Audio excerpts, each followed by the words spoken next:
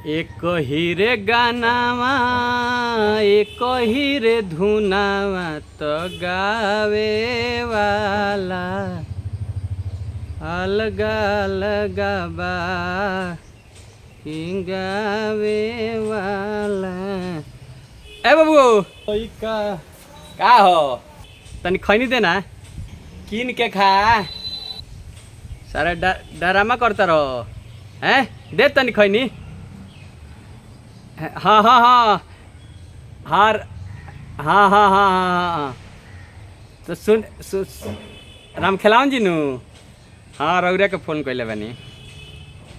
ना ना 1 मिनट रुकी न तो चुप कर दी। अरे एगो आम चुअर लग मिलल तो काजी तो राउर साड़ू भाई फोन कैले रहा है कि राउर बेटी कोनो बियाह ओकर बियाह करे के बाद हैं। हाँ अरे रौरा के एकदम ब्रांडेड लड़का दिवाएम सुनी ना ढेर लोग बावे जी तारा लड़की के बियाह करे वाला दलाल लोग अब तो दुकान खोल खोल के लोग बैठल बा लेकिन हम जानते नहीं खूब नीमन घर आ खूब नीमन लड़का दिवा देम आ एडवांस में जौन कहम तौन दिवा देम। जानते बानी कि हम कितना घर जोड़ले बानी। अरे अरे अरे समझी ना अरे वो का दिवाई हम जौन दिवा देम। ना वाह तब का सुनी ना एकदम अरे सामर गोर कोनो मायने हो एक घरिया तो इतना शॉर्टेज बा कहाँ केहू के बियाह होता हो उतना हमरा लगे तो समझे कि सवेरे से हमार गाय बिया 4 गो 2 गो भैंस बाड़ी सन ओकरा बाद घर पोछा सब लइके आके करत सन गार्जियन लोग भेज दिले बा हमरा घरे आके करेला सन। अब हाला बा जवार में कि सबसे ज़्यादा जानते बानी पिछला बार 51 गो बिया हम ही करैले रहने। बियाह होत कहाँ बा लड़की मान ली लड़की के लोग के तो मुआ के लोग लड़की खत्म कर दे तो बियाह कहाँ होता। हाँ तो लड़की रखे ना तो केहू के ओकर बायोडाटा केहू के नहीं दे के आ लड़की के अगिला 21 दिन ले घर से नहीं निकले दे के ना जी बहुत अगल बगल घूमत तारा सन नजर पड़ जाई कि बियाह करे लायक लड़की हो गई बियाह तर जानता नहीं राउर दुआर पर के माटी कोड़ दिया सन।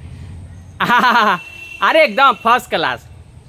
हाँ अरे वो तो विधायक जी खुदे कहल रहा उनको लड़का बा एगो अरे पढ़लक लिखलक ना हो तो विधायक रहले तो ध्यान ना दिले पढ़लक लिखलक ना बकलेल बा। ना ना ना 1 नंबर घर दिवाएम 1 नंबर चीज दिवाएम टेंशन मत लिए। हट सरवा ना ना रोक नहीं कर गोड़ का छोड़ गोड़ ना लड़की रखी काल हम आओ तनी मैंने अरे एकदम फर्स्ट क्लास लड़का के दिए। हाँ ना राउट कौन कुछ ना हुई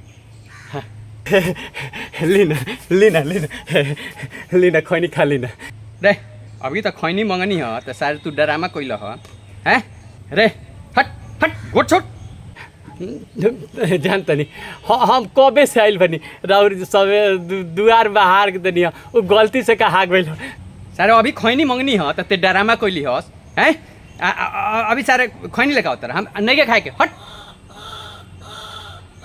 देख ले ठीक देख चिड़ैयो तोरा के डटतिया ना एक और बियाह ना कराए नानू ना ना ना देख ले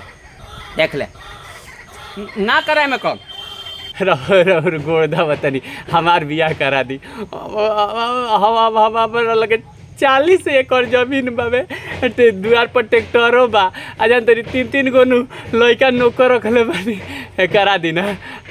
हमारे बाबूजी पहले विधायको रहले अब हार गइल बा हमार अभी माई मुखिया बिया करा दी ना हमार बियाह करा दी बस बस बस बस। का ते पहले आइल बड़ी प्रणाम हम पहले आइल बनी। अच्छा तू पहले आइल बड़ो प्रणाम थुनी ना हम पहले आइल बनी हम पहले तो दाँत नहीं तो मैं लालू थे हम ढील हेल थनी नाल देती ना तू पहले आइल बड़ो झूठ बोलता सबसे पहले हम आई रहनी है। हाँ हम तो राते से आके बैठल बनी हमारा राते पता चल गए कि रोया लगे कोनो मैंने हमारा सपना हुए कि कोनो लड़की के आवत है रिश्ता है। चुप सरवा हम आइल बनी फरिया ले फरिया तो तू पहले आइल बड़ो। अरे कोई गो आ गइल सर, अभी एगो लड़की के माने रिश्ता हमरा लगे ना आइल, कोई गो पहले आ गइल सन। भाई देखो टेंशन मत दलो। अरे आके भोरई राउर भैंस के गोबर फेंक दहनी, भैंस मिला देनी आ भैंस खिया उतरनी है तलर पिछवाड़ी से निकल गनी। ई नहीं खाइल हम आइल बानी। तू बोलता नहीं तोला तो पहले ना हम आइल बानी, अब ना मिया लालू तो पुती ना। चल तू आइल बाड़ो, सबसे पहले हम आइल बानी। पता कर लियो हम पाणे जी जाके बाना के नीचे हगत रहल है नु, तो उनकर पानी चू गई रहल, तो उनकर पानी देवे हगनिया रौरा। पता कर ली पाणे जी से हम आइल बानी। हाँ बियाह तो लेते बा, हम लोग बियाह तो लेते बा, हमारे बियाह चला दी। अच्छा ठीक बा, अपना अपना बारे में बताओ लो। चलो शुरू कर, बताओ। ना देखी मैट्रिक फर्स्ट डिवीजन से कोई नहीं, इंटर पटना से एन कॉलेज से कैले बनी, बीटेक कैले बनी, पीएचडी के अभी कर रहल बनी। बस एगो लास्ट इच्छा बावे, बियाह करा दी रौदा। बस पंडित जी कहले बने नु बियाह हो जाई नु तो भाग बदल जाई। अच्छा ई तो बोली हमारे बाबू नु बहुत बड़ा ऑफर हम डलोदा थी टाइल भेज बा हमारा तो नहीं तलो रुपया बा, हम ओकला के पालना में बिठाते लेते।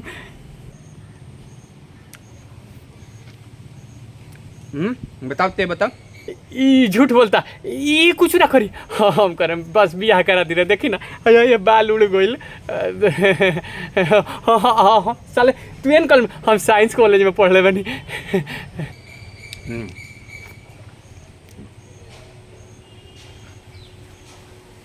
देखो सा लड़की एगो बिया, अब पहले बताए तनी ललकी गोराई हो, माने तनी तनी सांवर करिया बिया। अरे करिया, अरे ललकी गोराई में चली, कोरिया कुरु कुछ होके लड़की होके के चाहिए।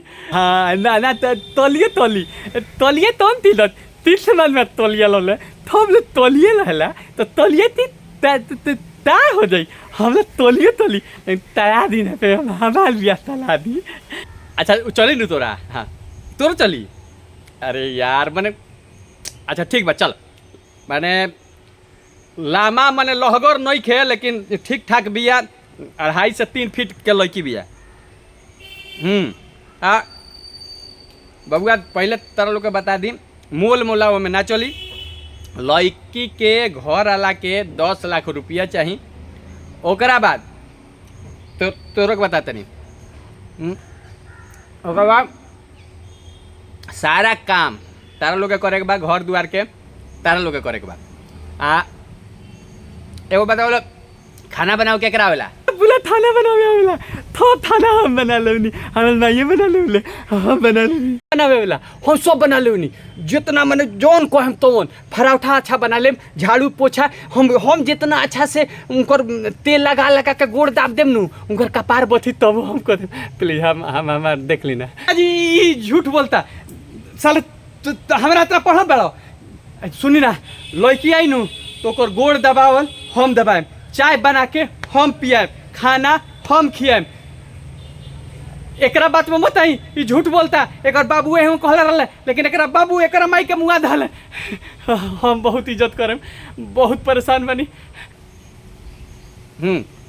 तोरा होला आ बर्तन वर्तन धोए हुए आला। अच्छा सब सन क्या होला, ये सब काम तारा लोग कर पड़ी, लड़की कुछ ना करी। काहे तब लड़की के बाप के साफ डिमांड बा, क्या तो लड़की के ऊपर हौले बा, लिखौले बा, लड़की टॉप कोई बिया। ठीक बा चला जालो, बिया होई तला देनु। ठीक बा हम जाते नहीं है बाल हम बाबा, हम लड्डू तलाएम आ लौला तनु 10,000 रुपया लेकर भी दे तनी। आम पतल बा तो चलता तू आम लेम। ठीक बा तो ठीक बा। अच्छा ठीक बा, हम लड्डू बटवाओ जतनी, पूरा गाँव खियावे जतनी। ठीक बा राव रहेंगे, सेवा करत रहे।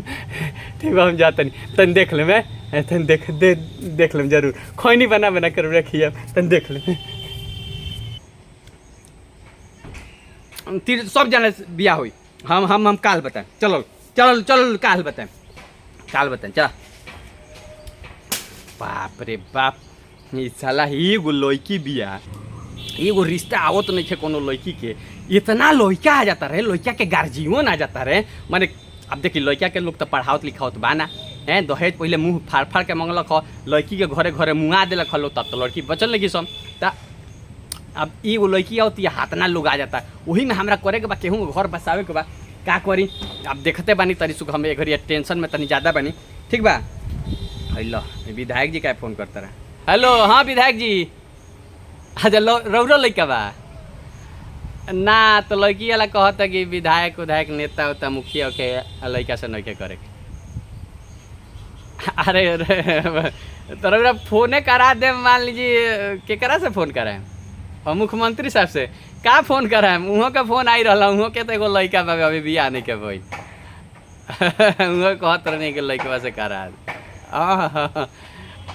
आजा देखो तनी कोनो दोसर आवता तो रौरा के बताए। अच्छा ठीक ठीक ठीक ठीक बा ठीक। बताओ विधायक मंत्री मुख्यमंत्री से पैरवी करेंगे, चल रे भाई। नमस्कार दोस्तों, मैं आपका दोस्त वीआईपी विजेंद्र सिंह। हंसे के बात नहीं खे, ये अब घर घर के कहानी होके जा रहा बा कि जौना स्तर पर लोग भ्रूण हत्या करता, लड़की सन के